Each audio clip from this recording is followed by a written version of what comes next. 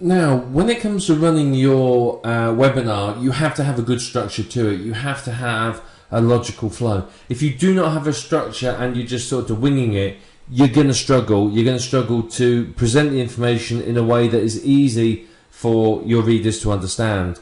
You have to make sure that you have the structure and you take them through from A to B to C to D and so on.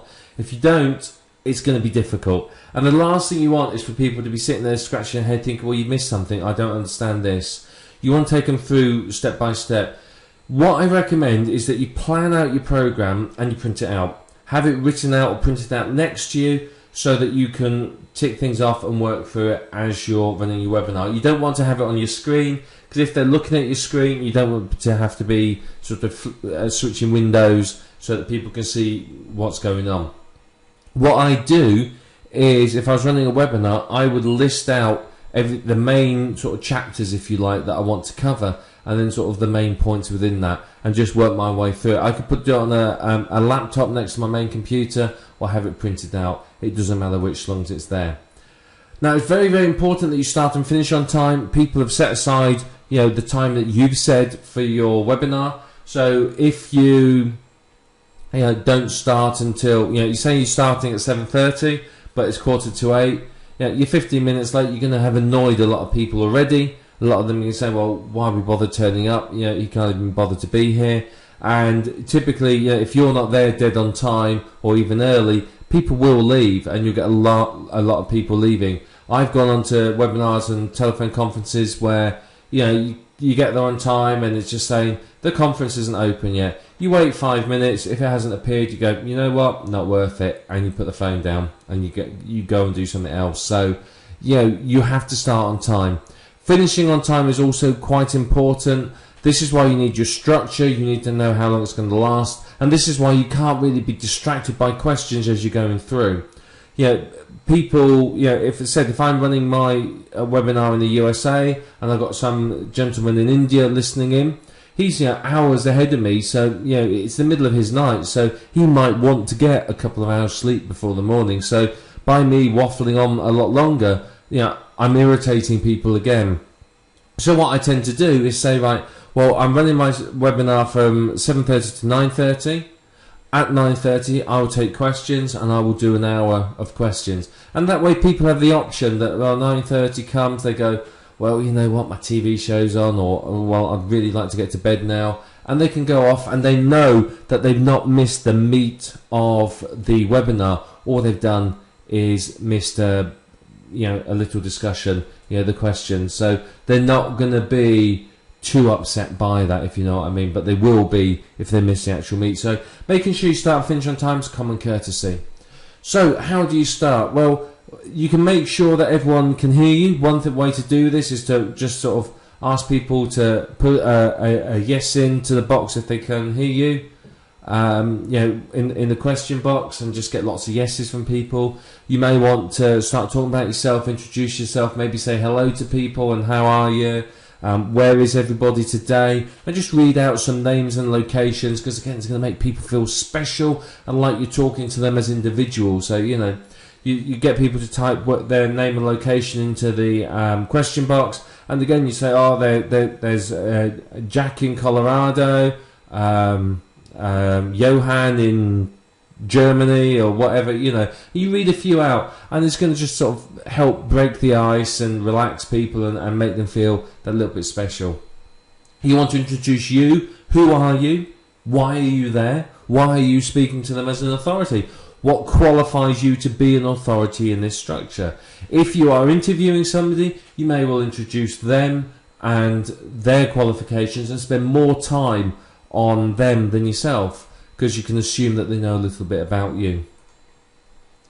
So, spend 2 minutes just talking about the rules of the webinar, tell them where the toilets are and the fire exits, that sort of thing. How are you going to handle questions? What's the duration going to be? And so on and so forth. So just, set out the rules. Doesn't have to take a long time. Only need a couple of minutes on that, really. Then give them a little bit of background if it's appropriate. You may want to sort of tell them, well, I'm running this webinar because, and give them some information that lets them understand why it's being run and why it's important that they listen. Once you've done that, you're going to introduce the webinar. What are you going to tell them? Tell them what they're going to learn throughout the webinar. That's the next thing you need to do.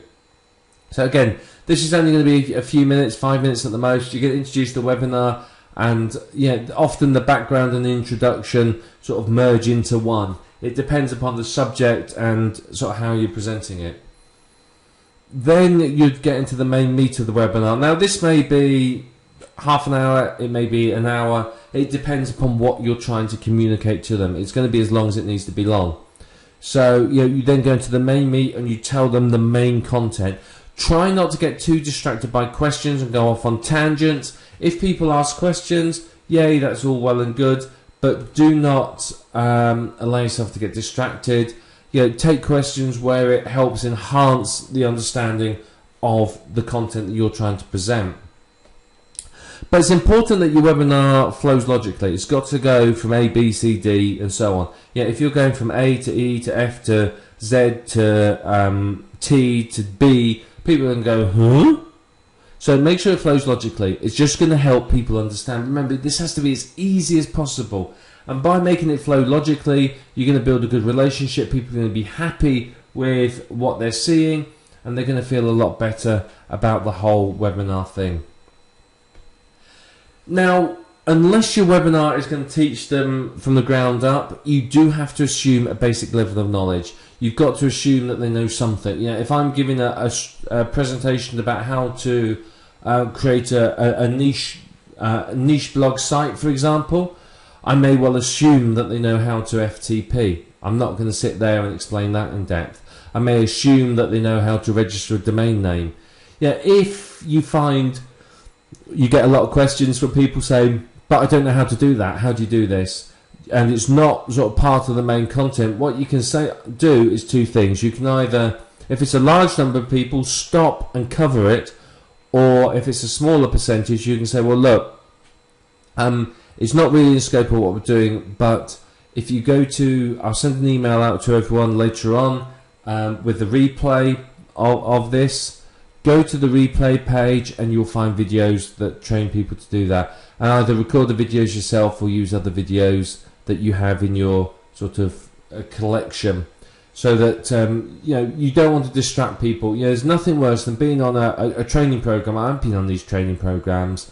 I've been on technical training programs, and you got people asking the noddiest of questions, the simplest of questions, and you're sitting there thinking, hang on, how do you not know how to do that? It's fundamental to doing it, but you are going to find people like that. So don't let them distract you, and sort of take it offline, if you like, and away from the webinar. As I said, if 90% of your audience knows how to FTP, don't spend half an hour teaching that 10%, because that 90% going to be bored. Once you've finished, you want to summarize the content. You may want to give them sort of a next steps, an action plan, something like that to get them going. You may want to sort of summarize it in such a way that you say, right, step 1, step 2, step 3, step 4, and so on. If you're selling something, this is sort of where you would also put a call to action in. You'll have very subtly sold the product throughout the webinar, but towards the end, you will sort of be a bit more pushy and tell them, well, if you like this, you'll love my product, and something like that. You'll push them towards the product if you're selling something. You may well, as I said, allow for a question and answer session at the end, and again, that's going to help you to make sales, because people get, but basically people are giving you a chance to overcome their objections, which is invaluable. It really, really is. So, think about that. Have the question and answer session at the end, overcome their objections to buying, and then close with a further call to action and where to go next. And running your webinar like this is going to maximize the effectiveness for your listeners, and of course it's going to maximize the profitability for you. Having the calls to action, having the sort of chance to overcome their objections and then call to action again, it's going to maximize your sales. So, again, dealing with it like this is going to be professional, it's going to look good, people are going to be satisfied. The people who don't understand it, the 10% who don't understand the basics, they'll be pleased because you've addressed their needs by uploading these special training videos for them. The 90% who do know will be pleased because you haven't wasted their time explaining sort of the fundamentals. So, this is a great way of running them, and it's a structure that you can apply to any niche and any webinar, and you'll find it to be very, very effective for you. So that's how you structure your presentation. It's not too difficult, is it? You can do this. So let's move on now to the next video. You know how to structure your presentation, so let's get on and give you some more information about how you can really profit from these webinars.